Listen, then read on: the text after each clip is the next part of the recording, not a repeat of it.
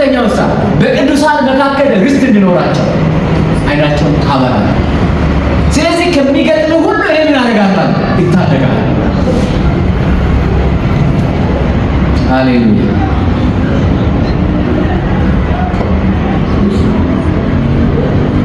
እኛ ተጓዦች ለምንድን ነው እያተኮርኩ ያለው? ብዙ ሰው ከዚህ ዓለም ጋር እየተለጠፈ አስቸግሮ ብዙ አማኝ በቃ ከዚህ ዓለም ጋር ቁርኝት አለ። ከዚህ ዓለም ጋር በቃ እዚህ ዓለም አእምሮ ጭንቀቱ ሁሉ ነገሩ እዚህ ዓለም ውስጥ ካለው ነገር ጋር መቼ ነው ቤት የሚኖረኝ? መቼ ነው እንዲህ የሚኖረኝ? መቼ ነው ይሄ የሚኖረኝ? መቼ ነው ሰው የሚሆነው? መቼ ነው እንዲህ የሚሆነው? ሰው ቆይቷል። አንተ የሚገርም ሀገር ተሰጥቷል። እግዚአብሔር የሰማይ ዜጋ አድርጓል። በምንም ነገር የማታገኘው እግዚአብሔር በልጁ በክርስቶስ ደም የሰማይ ዜጋ አድርጓል። ያ ነው በክርስቶስ ያመነ ወገኑን የተቀበሉ እነሱ ናቸው። እጅግ በጣም ደስተኞች ናቸው። ለዚህ ነው የጨከኑባት። ለዚህ ነው በዋሻና በዱር የተሰደዱት። ይሄንን ማየት ስለቻሉ ነው። ርስታቸውን ማየት ስለቻሉ ነው። በአንበሳ የተበሉት ርስታቸውን ማየት ስለቻሉ ነው። በእሳት የተቃጠሉ ርስታቸውን፣ ሀገራቸውን ምን ያህል ውድ እንደሆነ ስለተረዱ ጨከን የምትለው የዛን ጊዜ ክብር ለጌታ። ጨከን የምትለው እኮ ሀገር ምንድን ነው? ከሰማይ ስፔሻል የምትለው ያዝዛን ጊዜ የዚያን እግዚአብሔር አይኖቻችንን ያብራ። በጣም እየጸለይኩ ነው። እግዚአብሔር አይኖቻችሁን ይክፈል። ሀገራችሁን የምታዩ እግዚአብሔር አይኖቻችሁን ይክፈል። ርስታችሁ ምን ያህል የተለየ እንደሆነ፣ ርስታችሁ ምን ያህል ውድ እንደሆነ እንድናይ እግዚአብሔር አይኖቻችንን ያብራለን።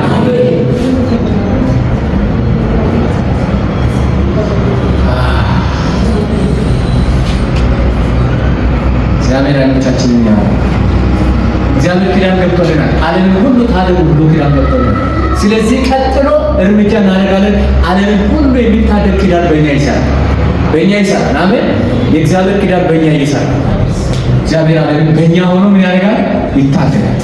ለዚህ ነው እርሳይ ሰራዊቱ ኧረ ተው እኛ እኮ የምንገድል አይደለም ሲጣቸውና ይብሉ ምን ያሉ ወደ ጌታቸው ይመለሱ። ኤልሳ ባለ ዘመን ማንም እንዴት አጥቶ ይመጣል? ቢመጡም ተዋርደው ነው የሚመለሱ። እስኪ ይደበሩ የታደርኩ ነኝ። ጠላት ብነሳም ይዋረዳል እንጂ አንተ ላይ ምን ያመጣል? የሰይጣን ልክና የራሳቸው ልክ በደንብ ያለው ሊያጠፉ ብነሱ ሊያጠፉ ቢመጡ ታውሮ ነው የሚመለሱ። አቆ ነው የሚመለሱ። ለምን ሲባል በደም ታጥረናል። በእግዚአብሔር እጅ ተይዘናል። እግዚአብሔር ሰራዊት ከኛ ጋር ነው። ሰማይ ዳራ በእኛ ላይ ይገለጣል። ሪያሊቲ ይሄ ነው። ይሄን እግዚአብሔር አይኖቻችንን ከፍቶልን አይተናል። በዚህ እውነት ላይ እንደሰታለን ሁሉ ጊዜ ሃሌሉያ። ሌላው የአሸናፊነት ምስጢር የአሸናፊነትን ምስጢር መያዝ የድል አድራጊነትን ምስጢር መያዝ ነው። ማለት ምን ማለት ነው? ዓለም የመታደጊያ መንገድ አንዱ አንተ ራስህ አሸናፊ መሆንን መረዳት ነው። ወሳኝ ማወቅ መረዳት።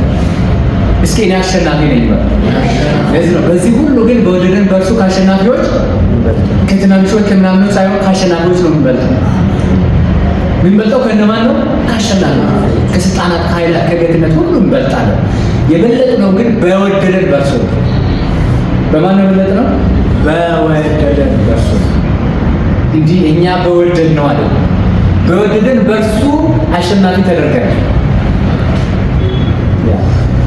ይህንን እንጂ የምናደርግ ከሆነ ዘመናችን ይታደጋል። አሸናፊ ባለበት የትኛው አሸናፊ መጥቶ ይነግስ? የለም በቃ አለቀ።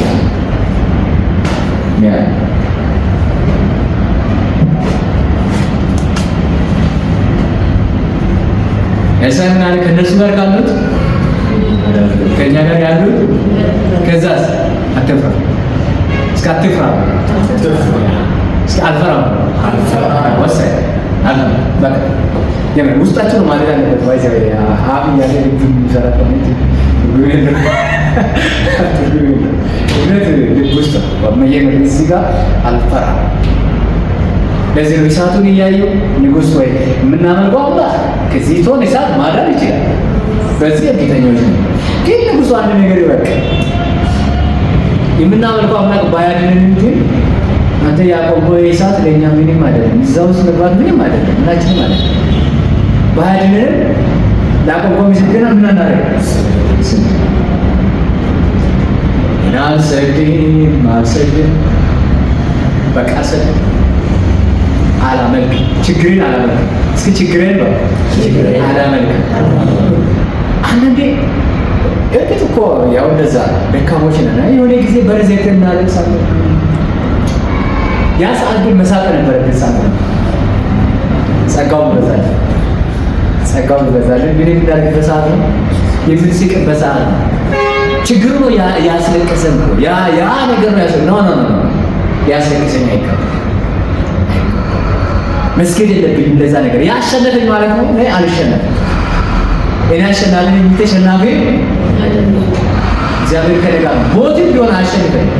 ሞት እንኳን ይምጣ እዛ እውነት ላይ መንፈስ ቅዱስ ስለሚረዳ ነው ማወራላችሁ።